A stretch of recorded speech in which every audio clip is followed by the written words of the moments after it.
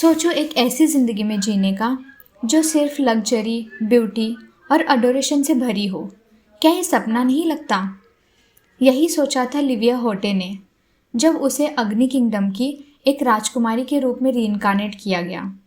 अपनी पुरानी ज़िंदगी में एक दुख भरी और असमय मृत्यु के बाद वो एक ऐसी दुनिया में वापस आई थी जहाँ उसकी हर इच्छा पूरी हो सकती थी और शांति का प्रॉमिस था।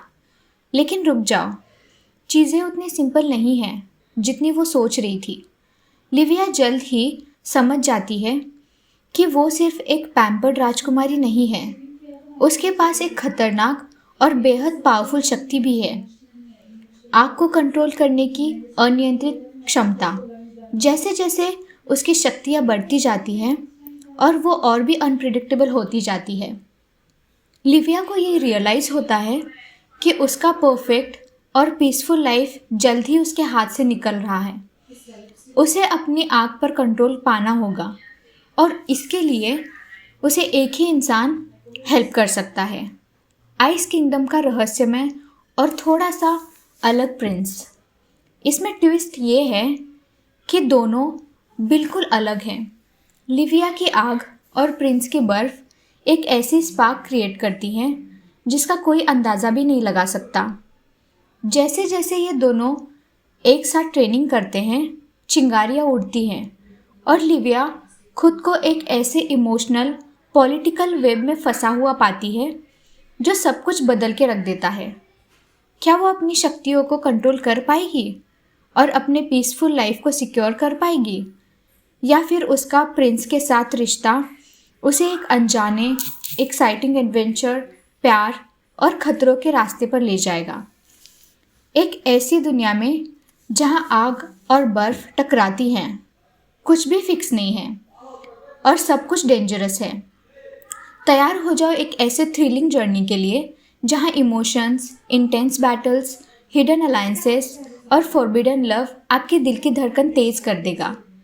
क्या लिविया अपनी आग को कंट्रोल कर पाएगी और शांति ढूंढ पाएगी, या फिर तकदीर की लपटें सब कुछ जलाकर राख कर देंगी? तो चलो देखते हैं इस कहानी में क्या होगा। ये है होटे, अग्नि का साम्राज्य, द किंगडम ऑफ फायर, जहाँ लिविया आराम से बैठी होती है। उसे रीइंकार्नेट होके आज 12 साल हुए होते हैं। उसे लगता था कि वो यूनिवर्सिटी के एंट्रेंस एग्ज़ाम के लिए पढ़ाई करते करते मरने वाली है, बट वो शुक्र मनाती है कि वो रीइंकार्नेट हुई और एक ऐसी राजकुमारी बनी जिसका वो हमेशा से सपना देखती थी। उसकी लाइफ बहुत ज़्यादा लग्जरियस थी, जहाँ उसे हर चीज़ लाके दी जाती थी। वो अपने आप को एक सपोर्टिंग कैरेक्टर समझती है। उनकी दुनिया में 4 कंट्रीज़ होती हैं, जल, अग्नि, बर्फ़ और वायु, और इन सब में सबकी favourite princess of fire kingdom Livia होती है। लिविया की लाइफ बहुत पीसफुल होती है। पिछले जन्म में वो एक साधारण सी स्टूडेंट होती है और अभी वो एक प्रिंसेस बन गई होती है। ये सब सोचते सोचते जब वो केक खा रही होती है, तभी उसके टेबल पे एक तीर आके लगता है और वो केक लिविया के फेस पे गिर जाता है। वो तीर टियाम ने चलाया होता है। टियाम लिविया का बचपन से दोस्त होता है। तीर के लिए टियाम लिविया से माफ़ी मांगता है, बट लिविया गुस्से से हंसने लगती है। टियाम ये देख डर जाता है और कहता है, मैंने सॉरी बोला, ऐसा नहीं है कि मैंने ये जानबूझकर किया। तुम एक प्रिंसेस हो, तुम्हें ऐसे रिएक्ट नहीं करना चाहिए।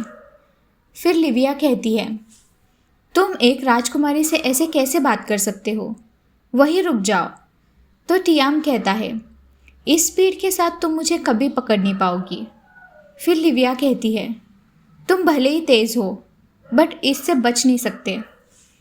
तो टियाम कहता है, रुक जाओ प्रिंसेस, शांत हो जाओ। बट लिविया आग के साथ केक को टियाम की तरफ फेंकती है। तभी वहाँ लिविया के फादर आ जाते हैं। टियाम पर अटैक करने के बाद लिविया के हाथ में भी आग लग जाती है और फिर वो कहती है, मैंने बिना सोचे अपने आप को आग लगा दी।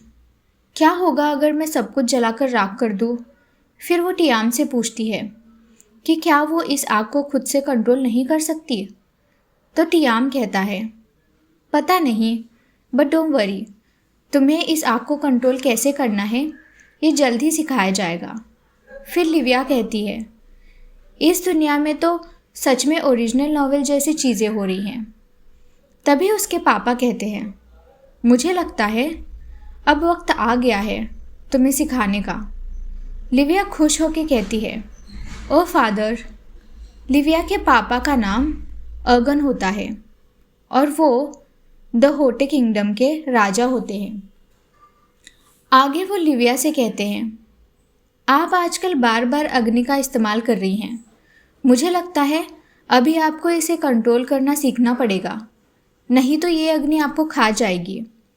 फिर लिविया कहती है, मुझे पता था, एंड ऑफ कोर्स मुझे जल के मरना नहीं है।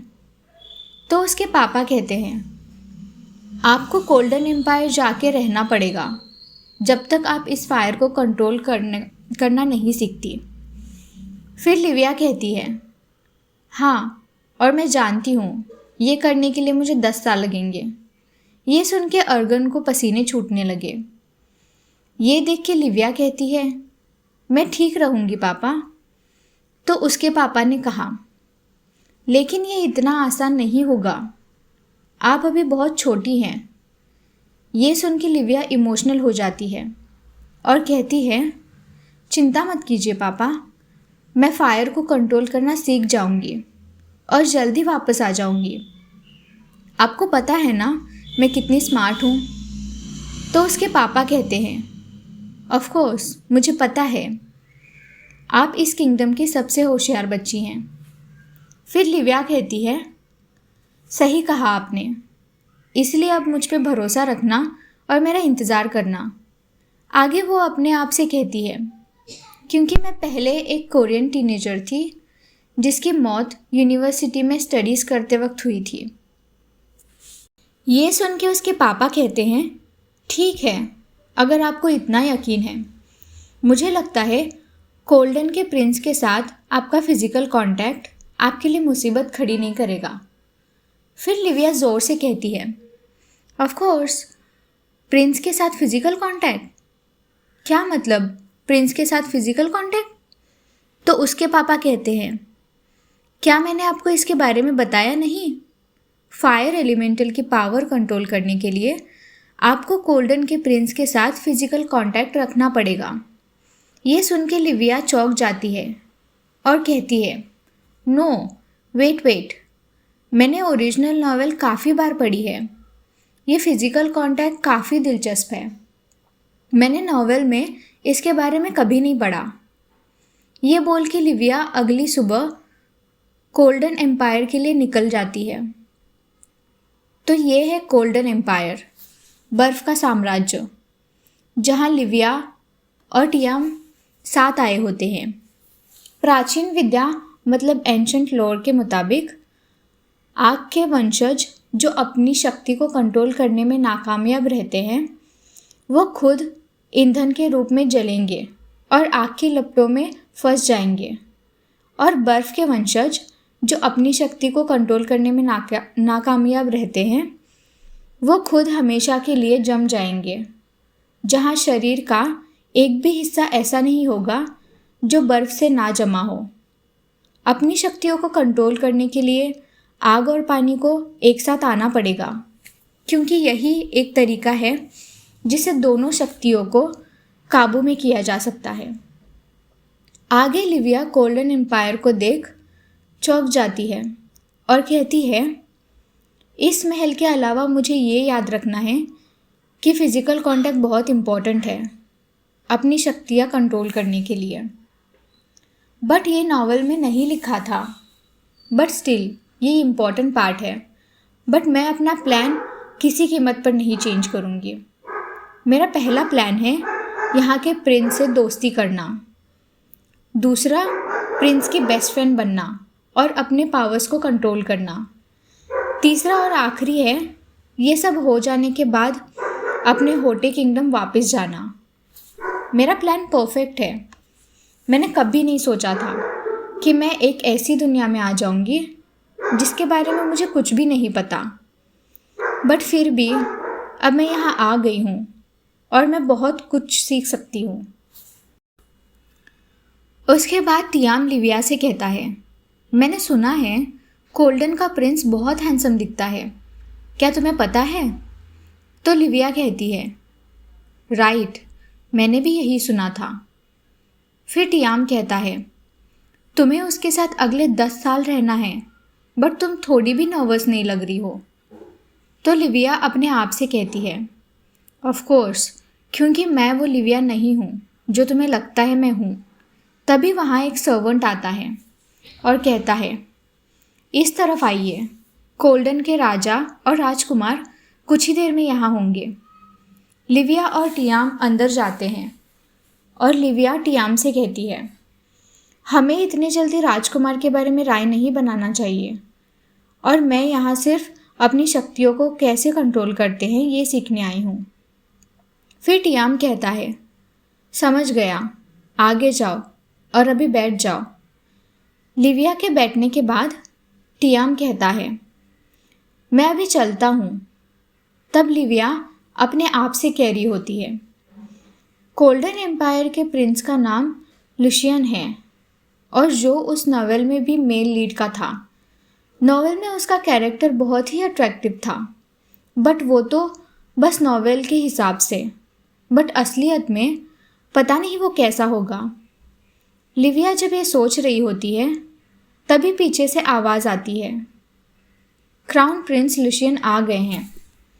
और तभी वहाँ लुशियन आ जाता है। लिविया लुशियन को देख के कहती है, ओ गॉड, क्या ये सच है? फिर लिविया को याद आता है टियाम ने उसे कहा था कि किसी भी बात को लेके एक्साइटेड मत होना, चाहे वो कुछ भी हो। बट लिविया सोचने लगती है, ऐसे चेहरे को देख के कौन शांत रह सकता है। उसके बाद वहाँ कोल्डन के राजा लुशियन और लिविया खाना खाने लगे। कोल्डन के राजा का नाम एडन होता है और वो कहते हैं, प्रिंसेस लिविया, आपका कोल्डन एम्पायर में आज पहला दिन है, इसलिए मैंने शेफ़ को कहा था कि कुछ स्पेशल बनाएं। आपको क्या लगता है? तो लिविया कहती है, क्या मेरे लिए है ये? ये सच में बहुत टेस्टी दिख रहा है। ये सभी चीज़ें मेरी मनपसंद है। फिर एडन कहता है, आपके पापा ने मुझे बताया था कि आपको खाने में क्या क्या पसंद है। आपके पापा ने पूरी रात जागकर एक लिस्ट बना के भेजी जिसमें आपके मनपसंद खाने के बारे में सब कुछ लिखा था। ये सुन के लिविया कहती है, आप सच में बेस्ट पापा हैं। ये बोल के लिविया और बाकी सब खाना खाने लगते हैं। फिर लिविया मन में कहती है, मेरा प्लान तो सिर्फ प्रिंस से दोस्ती करने का है, ना कि उससे प्यार करने का। जैसे कि ओरिजिनल नॉवेल में था, मुझे ध्यान रखना पड़ेगा। मुझे पहले से ही पता था कि ये कैसा दिखने वाला है, बट ये बहुत हैंडसम है और इसकी आंखें भी बहुत प्यारी हैं। ये किसी मनी से कम नहीं है। इसका फेस तो इनके राज्य के हर झंडे पर होना चाहिए था। फिर अचानक एडन ज़ोर से क्लैप करने लगा और फिर उन्होंने कहा, क्या तुम्हें सच में मेरा बेटा हैंडसम लगता है? तो लिविया कहती है, आप एकदम से ऐसे क्यों पूछ रहे हो? हाँ, मुझे लगता है, और खाना भी बहुत अच्छा है। फिर एडन कहते हैं, मेरा बेटा कोई जेम नहीं है, बट मैं ध्यान रखूँगा। तो लिविया अपने आप से कहती है, वेट, क्या मैंने इतने ज़ोर से बोला? मैं ऐसे कैसे कर सकती हूँ? मुझे नहीं पता अब मेरा क्या होगा। सच में ये बहुत हैंडसम है, बट ओरिजिनल स्टोरी में लुशियन बहुत मैच्योर, रैशनल था, और सिर्फ 10 साल का लड़का ऐसा होगा ये यकीन करना बहुत मुश्किल है। मुझे ऐसे तारीफ़ करते देख वो ज़रूर घबरा गया होगा, और तो और स्टोरी के हिसाब से वो उन लोगों की और चीज़ों की तरफ देखता भी नहीं है जिसमें उसे इंटरेस्ट ना हो। वो इतना छोटा होके भी वो क्या सोचता है ये बताना बहुत मुश्किल है। मुझे जाके उसे एक बार मिल लेना चाहिए और उसे कॉम्प्लीमेंट्स भी देने चाहिए। अगर फिर भी उसने मेरी तरफ ध्यान नहीं दिया तो मैं उसके आसपास घूमती रहूँगी और उसे बताती रहूँगी कि वो कितना अच्छा है। फिर वो मुझे ज़रूर नोटिस करेगा। ये सब सोचते सोचते लिविया लुशियन के कमरे के बाहर पहुंच जाती है और कहती है, हेलो, क्या प्रिंस लुशियन यहाँ है? तो पहरेदार कहता है, हाँ वो यही हैं। फिर लिविया कहती है, तो क्या आप उन्हें बताएंगे कि मैं यहाँ उनसे मिलने आई हूँ? तो पहरेदार कहता है, जैसे आपकी इच्छा। आगे पहरेदार दरवाज़ा खटखटाता है और कहता है, राजकुमार, आपकी प्रिंसेस लिविया यहाँ आई हैं। जब पहरेदार ये बोल रहा होता है तब लुशियन अपने कमरे में लिविया के बारे में सोच रहा होता है और वो कहता है, मैंने अपने लेसन्स के दौरान सुना था कि गोल्डन एम्पायर और होटे किंगडम को अपनी शक्तियाँ कंट्रोल करने के लिए एक साथ आना पड़ता है और एक दूसरे की मदद से सीखना पड़ता है। होटे और मैं कल ही मिले हैं और उसने मुझे जेम कहा और मेरी आंखों की भी तारीफ़ की। मैं ऐसा क्यों फील कर रहा हूँ उस प्रिंसेस के लिए? फिर पहरेदार ज़ोर से दरवाज़ा खटखटाता है और कहता है, आपकी प्रिंसेस लिविया यहाँ हैं। ये सुन के लुशियन थोड़ा डर जाता है और कहता है, अंदर आ जाओ। फिर लिविया अंदर जाती है और कहती है, हाय, मैं लिविया होटे। हम कल डिनर पर मिले थे, राइट? ये सुन के लुशियन सोचता है कि ये यहाँ क्यों आई होगी, इसे क्या कहना होगा। ज़रूर ये मुझसे माफ़ी मांगने आई होगी या तो मुझे कल जो हुआ वो भूल जाओ ये कहने आई होगी। आज के लिए इतना ही है। नेक्स्ट वीडियो में आपको बहुत इंटरेस्टिंग चीज़ें देखने मिलेंगी, इसलिए इस वीडियो को लाइक और शेयर करना ना भूलें। और आपको ऐसे ही इंटरेस्टिंग स्टोरीज़ देखनी है तो इस चैनल को सब्सक्राइब ज़रूर करना। Thank you, bye bye.